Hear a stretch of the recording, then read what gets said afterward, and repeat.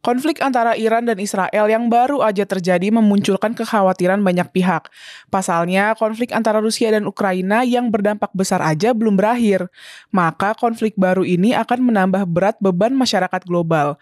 Hal itu bisa dilihat dari mulai naiknya harga tukar dolar Amerika, harga minyak mentah juga mulai merangkak naik dan dampak ekonomi yang luas akan segera mengikuti. Oleh sebab itu, Indonesia yang menjunjung tinggi perdamaian dunia terpanggil untuk ikut memiliki peranan di dalamnya. Tentunya bukan untuk mendukung salah satu kubu, karena masing-masing pihak merasa tindakan mereka benar, dan itu tidak akan bisa menyelesaikan konflik. Iran menyerang Israel dengan ratusan drone dan rudal sebagai upaya balasan karena Israel adalah pihak yang menyerang konsulat mereka di Suriah. Meskipun Israel menyatakan bahwa target sebenarnya adalah bangunan di sebelah konsulat itu, tapi serangan tersebut telah menewaskan beberapa orang dari pihak Iran.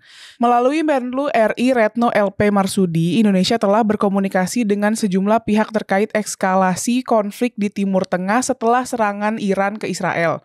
Di antaranya Menlu Saudi Arabia, Yordania, Mesir, Uni Emirat Arab, Uni Eropa, Jerman, Belanda, dan juga dengan Wamenlu AS. Menlu Retno mengungkapkan dua pesan Jokowi terkait konflik yang kini melibatkan Iran dan Israel, yaitu terus lakukan upaya diplomatik agar pihak-pihak terkait menahan diri dan dapat menghindari eskalasi. Jokowi menghendaki agar konflik tersebut tidak meluas dan berdampak semakin negatif bagi masyarakat global. Dari seluruh komunikasi itu, Retno selalu meminta semua pihak menahan diri. Selain itu, Retno menyerukan adanya deeskalasi konflik di Timur Tengah.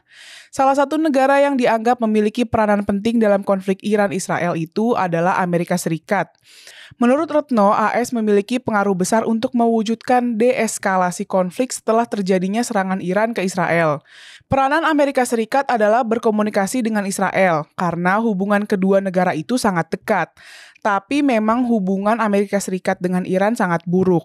Oleh sebab itu, untuk menurunkan eskalasi konflik, Indonesia langsung menghubungi Menlu Iran. Dalam hal ini, Indonesia dan Iran berhubungan baik. Indonesia sebagai negara dengan tradisi diplomasi yang kuat dan komitmen terhadap perdamaian dunia, memiliki potensi untuk memainkan peran penting dalam upaya mendamaikan konflik antara Iran dan Israel. Dalam menghadapi konflik yang kompleks ini, Indonesia telah mengambil langkah proaktif dengan menghubungi banyak pihak untuk mencari solusi yang dapat diterima oleh kedua belah pihak. Karena bagaimanapun konflik antar negara akan berdampak luas, termasuk juga akan berpengaruh pada Indonesia. Oleh sebab itu, langkah penting yang telah dilakukan oleh Menlu Retno itu harus terus dilanjutkan di masa depan. Dalam hal ini, Indonesia tidak berpihak pada salah satu kubu. Karena pemihakan seperti itu malah akan memperdalam konflik. Semakin banyak pihak yang berkubu, semakin sulit untuk mengurai konflik. Indonesia telah berupaya menjalin kontak langsung dengan pemerintah Iran dan Israel. Meskipun Indonesia tidak memiliki hubungan diplomatik formal dengan Israel, namun Indonesia memiliki sejarah dalam menjalin dialog dan kerjasama dengan kedua negara. Dalam hal ini, Indonesia dapat memanfaatkan jejaring diplomatiknya yang luas untuk memfasilitasi dialog langsung antara pihak-pihak yang terlibat. Selain itu, Indonesia juga telah menggunakan forum-forum multilateral untuk mengadvokasi perdamaian di Timur Tengah. Sebagai anggota aktif Perserikatan Bangsa-Bangsa atau PBB dan Organisasi Konferensi Islam atau OKI, Indonesia memiliki akses ke platform-platform internasional yang dapat digunakan sebagai sarana untuk mempromosikan dialog damai antara Iran dan Israel. Indonesia juga telah menghubungi negara-negara lain yang memiliki pengaruh dan kepentingan di Timur Tengah. Indonesia telah berupaya menjalin kerjasama dengan negara-negara Arab dan Eropa yang memiliki hubungan dekat dengan Iran dan Israel. Dengan menggandeng negara-negara yang memiliki hubungan baik dengan kedua belah pihak, Indonesia dapat memperluas jangkauan diplomasi dan meningkatkan peluang untuk mencapai kesepakatan damai. Namun, upaya Indonesia dalam mendamaikan konflik Iran-Israel juga menghadapi sejumlah tantangan. Salah satunya adalah kompleksitas geopolitik di kawasan Timur Tengah di mana rivalitas antara kepentingan regional dan global seringkali menghalangi upaya perdamaian.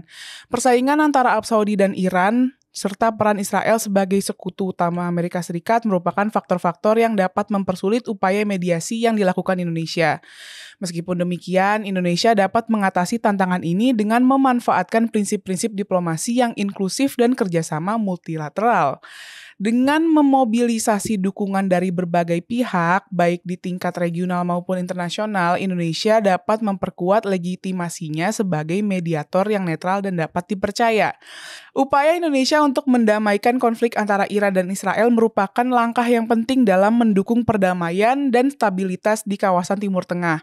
Melalui kontak langsung, partisipasi dalam forum-forum internasional, dan kerjasama dengan negara-negara lain, Indonesia memiliki potensi untuk memainkan peran yang berarti dalam mencapai kesepakatan damai yang dapat diterima oleh semua pihak yang terlibat.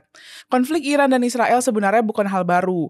Kontak senjata terjadi melalui proksi-proksi yang ada di medan perang. Tapi ketika konsulat Iran diserang, adu senjata secara langsung baru aja dimulai antar dua negara. Kita berharap konflik ini segera mereda. Apapun akar konflik di sana tidak bisa diselesaikan dengan perang. Semoga aja masing-masing pihak akhirnya memilih gencatan senjata ya, agar dampak buruknya bagi masyarakat internasional segera berakhir.